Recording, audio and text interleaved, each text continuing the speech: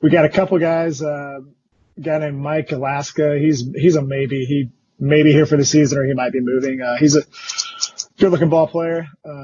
Not an addition, but Will Byersdorfer, he'll be old enough to pitch this year. He's a athletic lefty, got a good arm, so that should be a nice pickup. And that always helps. Yeah. Nate Strom, he'll also be old enough to pitch as well, so got a little added depth there. Well, that's great. And you had Chris Weeks kind of anchoring the staff last year, pitching a ton of innings for you. Yeah, he was our Wednesday guy every Wednesday. Yeah, probably fill the same role this year. A lot of complete games in there, so he definitely led the way. 6 wins, 67 innings. When you do that in this league, that's a lot of innings to throw for sure. Yeah, but I know when he's on. Probably if you look at his stats, he had a game or two in there that were kind of rough, and the rest of them he just mostly cruised through them. Yeah.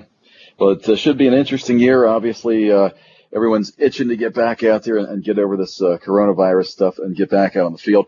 We wish you best of luck in year number 2 with the Expos. Obviously, a great season to build on last year. I'm sure you guys are excited to get even more done this year. Yeah, I think so. Not a whole lot of roster turnover, which is, I guess, that's a good thing. Good sign. That's always a good thing. No doubt. How things were done, and people were having fun. So we got a lot of guys that I think will make some nice strides in their second year because they were coming back off a long layoff. So looking forward to getting back out there at some point. Yeah, second year makes a big difference. Hopefully soon. Yeah. Well, Justin, we appreciate you taking time with us here in the preseason preview. Best of luck to you and the Expos here in 2020. All right, thank you guys. Thanks. Justin. That's the update there for the Expos. Nice update. Thank you for taking the time and joining in. The next preview we're going to do is Jason and I are going to take and do the hustle for Randy. And this segment is brought to you by BP Bats. BP Bats, built by players for players. BP Bats are built by individuals who understand the process and understand the grind. Regardless of your skill level, you'll find the lumber here that won't let you down. BP Bats. Contact us at bpbats.com.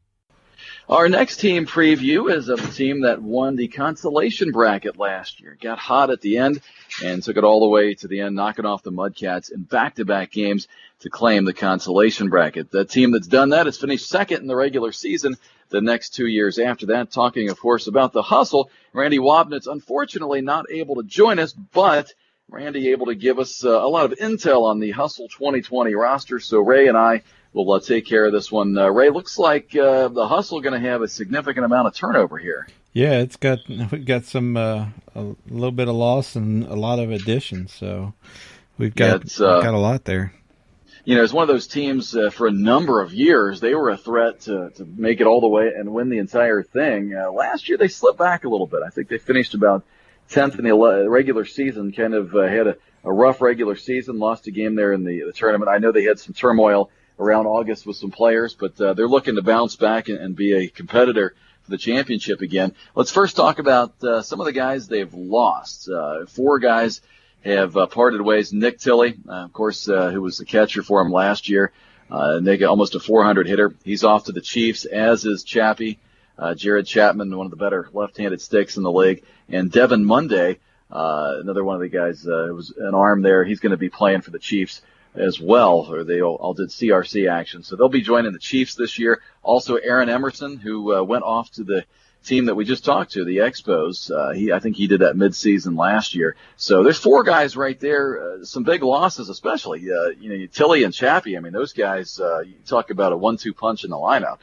Yeah, those are that's some big players to be moving on, and I know until they definitely went to fire up the Chiefs and get it going. We were looking at trying to add Tilley and Chapman to our team. So they ended up getting the Chiefs going and a good core group to be able to start out with. And then it looks like they've added 9 players.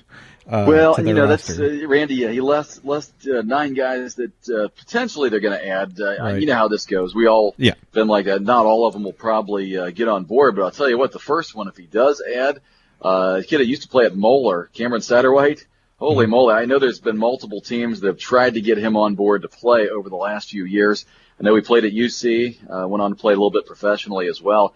A former college teammate of one of their pitchers, Brian Sand, I believe South Sando, him from UC. So if they get Satterwhite, boy, that's a big stick in the middle of the order there.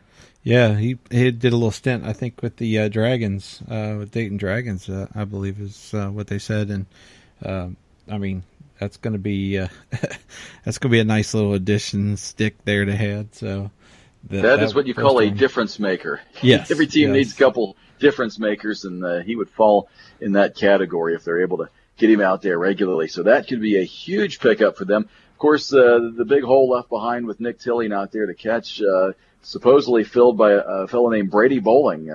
Randy says a catcher who played at UC Claremont. You got to figure if he at least played on that level, probably pretty efficient back there behind the dish.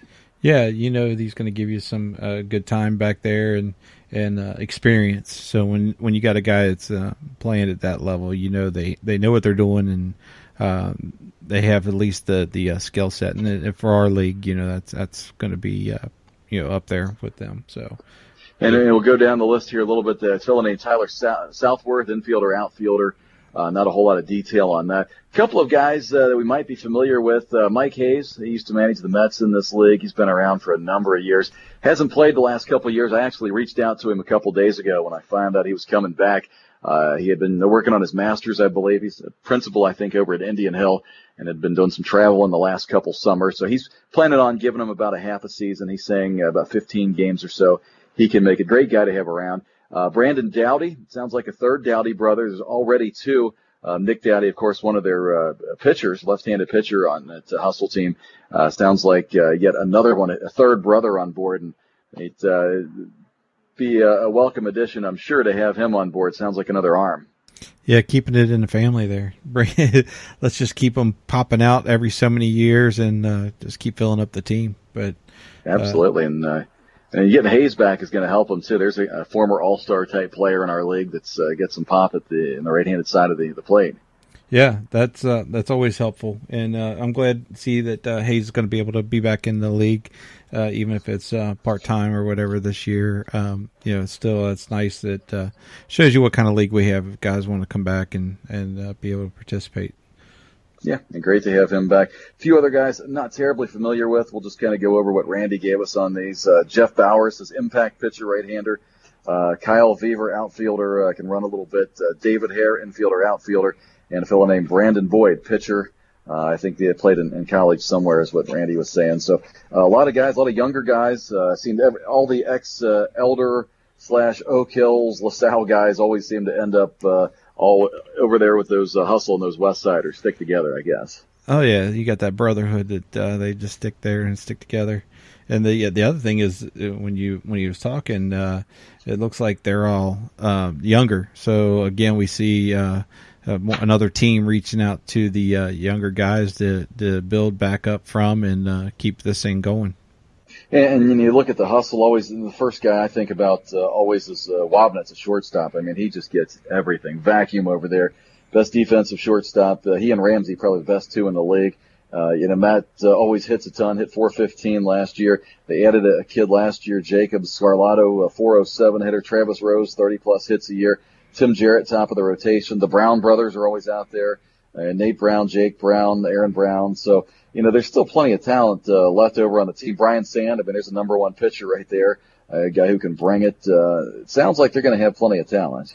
Yeah, they're going to be loaded up again and ready to go. And, they struggled a little bit like we talked about mid-season last year, had a little bit of problems. But you saw how they came out of that strong. And now that during the offseason, they go ahead and build up. So they're going to be another strong contender out there. Yeah, you would have to think. It's always so hard to stay good, and then you always have to keep adding guys because you just never know when you're going to lose a couple. And it sounds like the Hustle are locked and ready to go. One of probably nowhere short of at least 10 teams who you wouldn't be surprised if they made it all the way to the finals this year. The league is that deep this year. So it should be another good year for the Hustle, and I think that pretty much wraps up the preview for the Hustle. Yeah, that's that was a pretty good change of pace there with these guys for the Hustle and swapping out, trying to rebuild from what you lose out of the players they lost. It looks like they may have done a pretty good job, yet to be known until we see out on the field. But and good luck to, I know we have a preview coming up with the Chiefs, but good luck to Tilly and Chapman, those guys with the Chiefs, and we'll touch a little bit more on base with that when we preview them. So. Well, sounds good. Well, your Randy Wabnitz impersonation is right on, Ray. Yeah. All right. There you go. So that's the update that we have for the Hustle, the information that was given to us from Randy. And, Hustle looks like they're going to be strong again this year and be able to battle up there. The next preview, we're going to go and talk with Jeremy and the Mudcats. Our next team preview features the 3-time champions of the Miami Valley Roy Hobbs League. They've been the competitors the last couple of years in the CABL, put together some decent seasons. Talking, of course, about the Mudcats, and their manager, Jeremy Allen, is our guest next on the preview show. Jeremy, thanks for joining us. Hey, guys. Happy opening day. Yeah, exactly. It should have been opening day today, at least for the Redlegs, but soon enough, I guess. Hopefully we'll get them there at some point. Yeah, no kidding. Yeah. So, Jeremy, good to have you back on. We had you on here last year. We've been talking to all the managers about the 2020 season. Just seeing what's new with the Mudcats. Anybody from the 2019 season not coming back? I may have a couple guys that can't come back for family reasons. It's pretty taxing on them. But other than that, we should be pretty much intact. Okay, usual cast of characters there, and you added some guys last year, midway through the season. I think Nick Gilmore and was the other guy, Schooler. A couple of good players mid-season. Any other new additions for 2020? We may have one more coming up from that league, but we won't get him till later. Heard he's a professional basketball player. I don't know if that's on hold now or what's going on with that. But yeah, I'm guessing he won't. Still looking for. He probably won't have any games anytime soon on the hardwood, I'm guessing. Yeah. Yeah, I'm not sure. Who is that? So maybe we'll get lucky. It's one of Nick's friends. I guess he plays with him in the 18 and up league. I don't know a whole lot about him yet. Okay. So it should be a lot of the same cast of characters for you guys last year. The pitching load carried, it looks like, pretty much 3 guys equally. You're able to spread it out pretty good between Bennett, Rich Sherrick, and A.J. Wilson, all around 60 innings. Yeah, I made sure I tried to keep them all pretty balanced out, keep them all happy, get them some innings and stuff, and, don't get no complaints that way. Keep them all about even. Hey, you got to keep them happy, right? Yeah, especially pitchers. You know how they are. No, I know. Just ask my partner over here. These pitchers can be kind of, divas sometimes. I know it. Any comment there, Ray? I hear you. I'm letting that one go. Well, you guys had some interesting games last year. I was going to do, I kept doing the countdown on the Facebook site. I kind of suspended that until I know when we're going back. But one of the stats I had on there was there were only 20 runs scored by a team, I think, 4 times last year during the season. Mudcats did it twice. You guys definitely have some firepower there on offense. Yeah, when our whole team's there, we can definitely put some runs up on the board. Really, honestly, when I got a full squad, it's tough to make a lineup. I mean, I could stick 12 or 13 guys in there and be content with it. So yeah, we can put some runs up.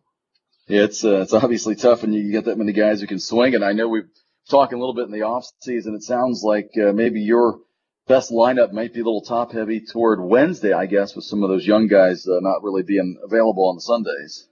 Yeah, we got tons on Wednesdays, and we're like the opposite on Sundays. It's kind of rough. Been a little bit rough last couple of years on Sundays.